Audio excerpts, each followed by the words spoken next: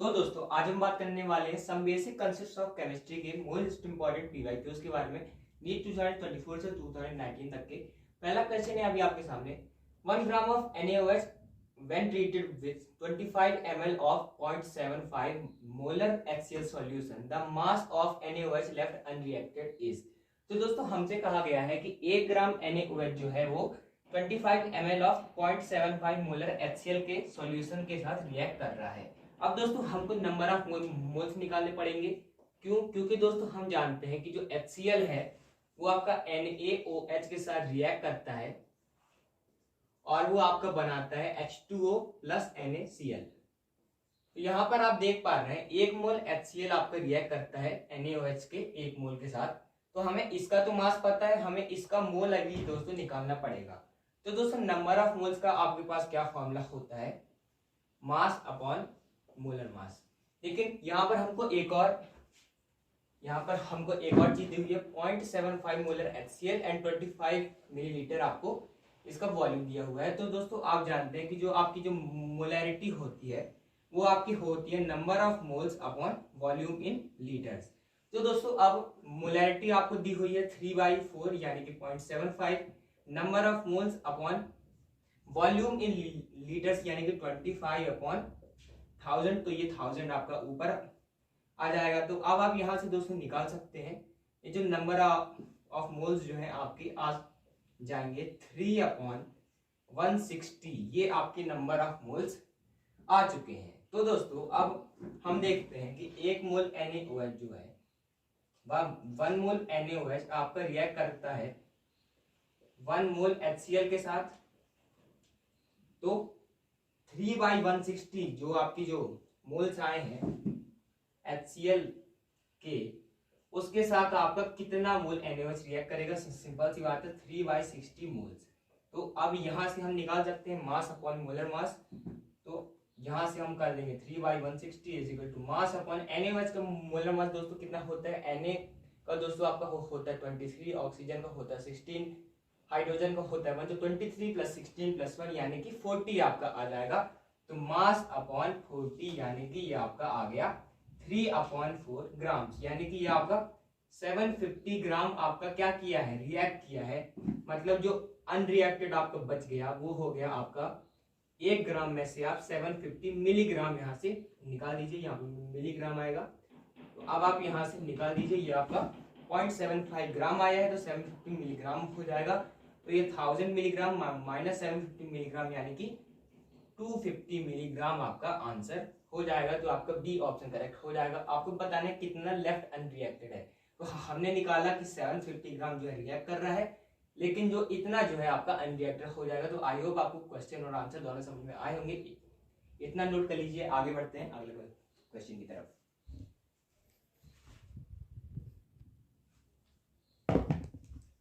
इसके बाद दोस्तों अगला क्वेश्चन है नीट 2024 का आपके सामने। The highest number of helium atoms are present in. तो दोस्तों 4 मोल ऑफ हीलियम यानी कि 1 मोल में होते हैं आपके एवोगैड्रो नंबर पार्टिकल्स यानी कि 6.022 into 10⁻23। तो इसमें आपके हो जाएंगे 4 मोल्स में 4 इंटू एवोगैड्रो नंबर पार्टिकल्स। तो ये अब आपका ये 4U ऑफ हीलियम है, यानी कि हीलियम का एक पार्टिकल का आपको मास दिया हुआ है। तो इसमें आपका कितना मास होगा? एक हीलियम का आपका मास होता है 4, तो इसमें 4U दिया हुआ है तो एक ही एटम इसमें होगा। 4 ग्राम ऑफ हीलियम यानी कि 4 ग्राम दोस्तों इसका मोलर मास होता है। तो 4 ग्राम मतलब ये आपका एवोगैड्रो नंबर की बात कर रहे हैं, क्योंकि दोस्तों 4 ग्राम ऑफ हीलियम यानी कि 1 मोल हीलियम। तो और 1 मोल में कितने पार्टिकल्स होते हैं? Avogadro number. और 2.271098 litre of helium at STP पे दोस्तों आपने एक रिलेशन पढ़ा होगा कि जो नंबर ऑफ मोल्स होते हैं वो आपका वॉल्यूम होता है अपॉन 22.4 लीटर्स। तो आपको यहाँ पर वॉल्यूम दिया हुआ है 2.271098। तो अब यहाँ पर आप देखिए, इसको हम 2.24 अगर अप्रोक्सीमेटली लिख लें तो आपका ये आ रहा है 0.101 कुछ ये आपका आ रहा है। तो अब ये आपके 0.1 मोल हो गए यानी कि 0.1 एवोगैड्रो नंबर आपके पार्टिकल्स आ गए। तो सबसे ज्यादा पार्टिकल्स किस में आए? 4 मोल हीलियम में आए, तो आपका ए ऑप्शन करेक्ट हो जाएगा। आई होप आपको क्वेश्चन समझ में आया होगा। आगे बढ़ते हैं, तब तक के लिए आप इसको नोट कर लीजिए।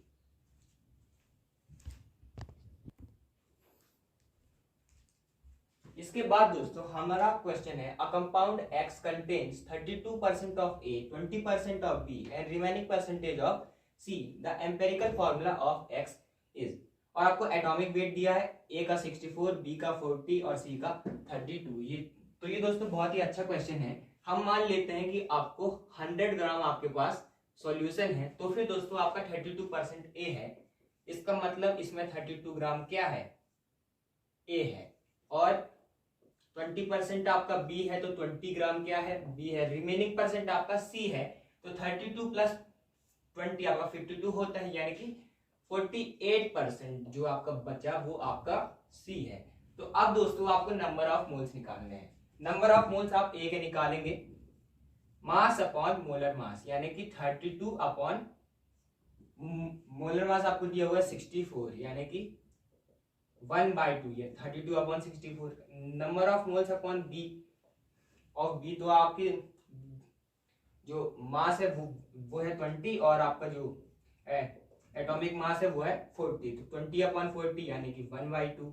इसके बाद नंबर ऑफ मोल्स ऑफ सी आपको निकालने होंगे। नंबर ऑफ सी यानी कि मास 48 ग्राम अपॉन मोलर मास आपको सी का दिया हुआ है 32, तो 16 3 जा 48, 16 2 जा 32, यानी कि 3/2। इसके बाद सबसे छोटे वाले से हम सबको डिवाइड कर देंगे, तो इस पूरे को हम डिवाइड करेंगे 1/2 से, क्योंकि 1/2 यहाँ पर सबसे छोटा है, ये आपका 1.5 है। इससे डिवाइड करेंगे तो 1/2 अपन 1/2 यानी कि 1, 1/2 अपन 1/2 यहाँ 1, 3/2 अपन 1/2 यानी कि 3। तो आपका एम्पेरिकल फॉर्मूला दोस्तों आ जाएगा A1, B1 और C3, ये आपका एम्पेरिकल फॉर्मूला आ जाएगा। तो आपका बी ऑप्शन करेक्ट हो जाएगा। आई होप आपको ये समझ में आ गया होगा, इसको नोट कर लीजिए। इसके बाद हम बढ़ते हैं अगले क्वेश्चन की तरफ।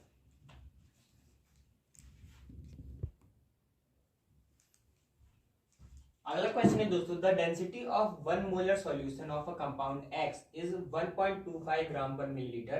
The correct option for the molality of the solution is, और ये नीट 2023 का आपका क्वेश्चन है। तो दोस्तों हमको दिया हुआ है 1 मोलर सॉल्यूशन, तो हम वो 1 मोलर सॉल्यूशन में हम दोस्तों मान लेते हैं 1 मोल इन 1 लीटर सॉल्यूशन, इसका मतलब तो यही हुआ। अब हमको डेंसिटी दी हुई है 1.25 ग्राम पर ml। अब दोस्तों ये आपकी जो आपको निकालना है मोलैलिटी, तो ये क्या होता है, number of moles upon mass. ये आपको किसका रखना होता है, सॉल्वेंट का रखना होता है और केजी में रखना होता है। तो हमें सॉल्वेंट का मास चाहिए है, यानी कि जो पूरे सॉल्यूशन के का मास है, उसमें जो आपका सॉल्यूट है उसको हम हटा देंगे। तो अब आपको देखना है, तो दोस्तों अब आपको दिया हुआ है डेंसिटी, आपको दी हुई है आपके जो सॉल्यूशन है, सॉल्यूशन को आपकी डेंसिटी आपको दी हुई है 1.25 ग्राम पर मिलीलीटर, और हमने वॉल्यूम जो है हमारा है 1000 मिलीलीटर। तो अब आप जानते हैं कि जो डेंसिटी होती है वो क्या होती है, मास अपॉन वॉल्यूम। तो मास आपका क्या हो जाएगा, डेंसिटी इंटू वॉल्यूम, तो 1.25 इंटू 1000 मिलीलीटर यानी कि 1250, ये आपका आ गया मास, आपका इतना आ गया। अब ये दोस्तों आपको किसका आया है, मास जो है आपके पूरे सॉल्यूशन का कितना आ गया 1250। अब ये जो सॉल्यूशन है इसमें सॉल्यूट भी है सॉल्वेंट भी है, तो आपको सॉल्वेंट का अगर निकालना है मास, तो इससे आपको माइनस करना होगा जो इसमें मिलाया गया है, सॉल्यूट जो मिलाया गया है सॉल्वेंट में। तो 1 मोल मिलाया है तो उसका एटॉमिक वेट आपको दिया हुआ है, एटॉमिक वेट दोस्तों आपको उसका दिया हुआ है 85 ग्राम, यहाँ पर आपको दिया गया है एटॉमिक वेट, तो उसको आपको यहाँ से माइनस करना होगा। तो ये दोस्तों आपका आ जाएगा 1165, ये आपका आ गया मास ऑफ सॉल्वेंट। तो अब आप यहाँ पे कर देंगे number of moles upon mass of solvent in KG. तो नंबर ऑफ मोल्स आपके कितने हैं, 1 है, 1 मोलर सॉल्यूशन है। Mass of solvent in KG, ये आपका किस में आया है, ग्राम में आया है। तो 1165,000 से आपको डिवाइड करना होगा केजी में करने के लिए। तो यहाँ पर आप 1000 से डिवाइड करेंगे तो वो यहाँ से ऊपर जाके 1000/1165 आ जाएगा। तो अब जब आप इसको सिंप्लीफाई करेंगे तब ये आपका आएगा 0.858 स्मॉल n। तो आपका ये दोस्तों डी ऑप्शन करेक्ट हो जाएगा। आई होप आपको कैसे समझ में आ गया होगा कि कैसे हमने कंसेप्ट लगाकर इस क्वेश्चन को सॉल्व किया है। और भी तरीके हैं, डायरेक्ट फॉर्मूला बेस का आपको मिल जाएगा, लेकिन आप कंसेप्ट से करेंगे तो जल्दी भी हो जाएगा और आपको समझ में भी आएगा। आगे बढ़ते हैं, तब तक के लिए आप इसको नोट कर लीजिए। इसके बाद दोस्तों आपका क्वेश्चन है the right option for the mass of CO2 produced by heating 20 gram of 20% pure limestone is. Atomic weight of calcium आपको दिया हुआ है 40 और आपको ये इक्वेशन दी हुई है CaCO3 गिव्स CaO + CO2 जब आप उसको हीट करते हैं। अब दोस्तों आपको दिया हुआ है 20 ग्राम CaCO3, तो और आपको दिया हुआ है कि ये 20% प्योर है, यानी कि पूरे में CaCO3 नहीं है। कितने में आपका CaCO3 है, तो आपको अगर मास ऑफ CaCO3 निकालना है तो इसका आपको 20% निकालना होगा, क्योंकि ये सिर्फ आपका 20% प्योर है। तो आपको दिया हुआ है 20 ग्राम, तो ये आप निकाल सकते हैं 4 ग्राम आपका आ जाएगा। ये आपका जो है मास जो है जो पार्टिसिपेट करेगा। अब दोस्तों अब आप यहाँ से मोल्स निकाल सकते हैं। Number of moles of CaCO3 आपको निकालना है। तो अब आप करेंगे मास अपॉन मोलर मास। 4/CaCO3 का दोस्तों आपको मोलर मास ध्यान में रहना चाहिए, याद होना चाहिए, वो होता है आपका 100। कैल्शियम का 40 + 12 52 प्लस ऑक्सीजन का 16 होता है, 16 3 48, फिर 52 + 48 आपका 100 होता है। 4/100 आपका आ गया। अब दोस्तों 1 मोल ये रिएक्ट करता तो 1 मोल CO2 बनता। अब आपका ये मोल रिएक्ट किया है तो कितने मोल CO2 बनेगा?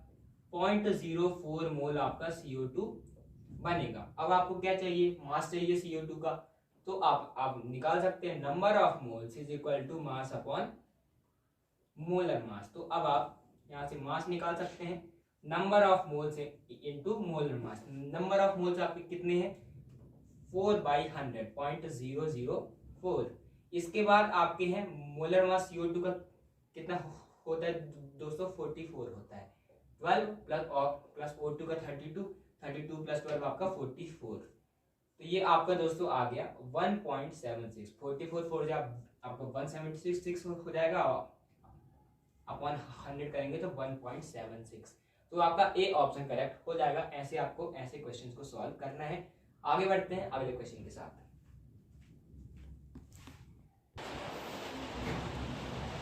इसके बाद दोस्तों आपका क्वेश्चन है the density of a solution is 2.15 gram per millilitre, then the mass of 2.5 ml solution in correct significant figures please. तो दोस्तों आपको करेक्ट सिग्निफिकेंट फिगर्स में बताना है। ये आपका नीट 225 का क्वेश्चन है। दोस्तों आप जानते हैं डेंसिटी आपका होता है मास अपॉन वॉल्यूम, तो आपका जो मास है वो हो जाएगा डेंसिटी इनटू वॉल्यूम। अब दोस्तों जो आपके सिग्निफिकेंट फिगर्स आते हैं वो आपके आने चाहिए लोएस्ट, यानी कि जो आपकी क्वांटिटी है जिसमें आपके सबसे कम सिग्निफिकेंट फिगर्स है उतने ही आपके फाइनल आंसर में सिग्निफिकेंट फिगर्स होने चाहिए।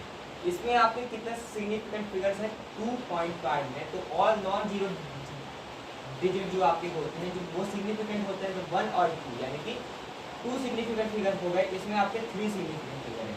तो जब आप इन दोनों को मल्टीप्लाई करेंगे तो आपका आना चाहिए 2 सिग्निफिकेंट फिगर्स वाला ऑप्शन। इसमें तो आपके 4 सिग्निफिकेंट फिगर्स है, तो ये आपका गलत हो जाएगा। इसमें भी आपके 4 है, तो ये भी आपका गलत हो जाएगा। ये दोस्तों आपका सही ऑप्शन हो जाएगा, क्योंकि इसमें आपके 2 सिग्निफिकेंट फिगर्स है। ये भी आपका गलत हो जाएगा, क्योंकि इसमें आपके 3 सिग्निफिकेंट फिगर्स हैं। आप ऐसे बिना कैलकुलेट करे भी आंसर कर सकते थे। आगे बढ़ते हैं, इसके बाद इसको आप नोट कर लीजिए।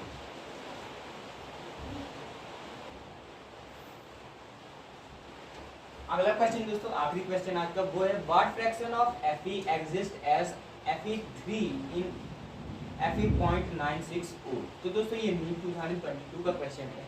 आपको बताना है कि Fe.96O में Fe3 का परसेंटेज क्या है।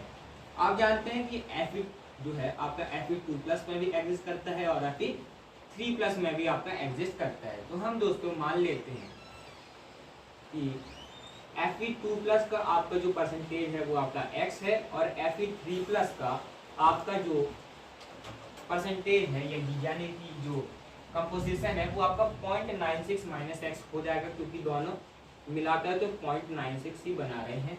इसके बाद हम देखते हैं कि इसमें चार्ज कितना है।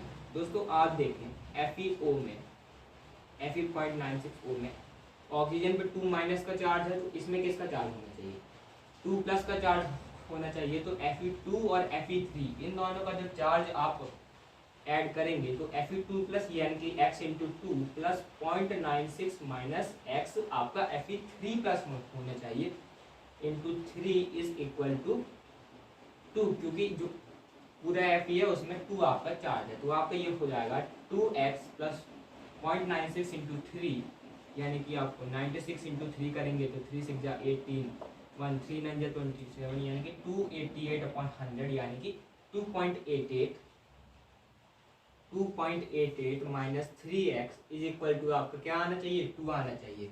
अब यहाँ से ये आपका माइनस x है तो आप 2 माइनस 2.88 कर देंगे तो आपका वो आ जाएगा माइनस 0.88। तो आपका ये x जो आ गया आपका 0.88 आ गया। तो आपका Fe2+ जो है हमने माना था जो Fe2 है वो कितना x है, तो वो आपका आ गया 0.88 और Fe3 हमने माना था 0.96 माइनस एक्स है, तो 0.96 में से 0.88 माइनस करेंगे तो ये आपका आ जाएगा 0.12। ये आपका 0.08 आपका दोस्तों आ जाएगा। अब आपको चाहिए है फ्रैक्शन Fe3+ का, आपको फ्रैक्शन चाहिए तो आप करेंगे Fe3+ का कंपोजिशन अपॉन टोटल यानी कि 0.096 जो आपका टोटल है उससे आपको कर देंगे, क्योंकि आपको फ्रैक्शन चाहिए। तो आपका आ जाएगा 8/96 यानी कि 2 4 जा 8 2 4 जा 8 1 16 तो ये 2 8 जा 16 हो जाएगा 4/48 यानी कि 1/12 ये आपका दोस्तों फ्रैक्शन बनकर आ जाएगा। तो बी ऑप्शन दोस्तों आपका करेक्ट हो जाएगा। अगर आपको दोस्तों वीडियो अच्छी लगी तो चैनल को जरूर सब्सक्राइब कीजिएगा। ऐसे ही और इंपॉर्टेंट PYQs हम आपके लिए लाते रहेंगे। बायोलॉजी के क्वेश्चंस अगर आपको देखने तो आप नीचे की एंड की प्लेलिस्ट से देख सकते हैं। अगर वीडियो अच्छी लगे तो चैनल को जरूर सब्सक्राइब कीजिएगा। डेली MCQs चलिए आप हमारे कम्युनिटी पोस्ट को विजिट कर सकते हैं। Thanks for watching.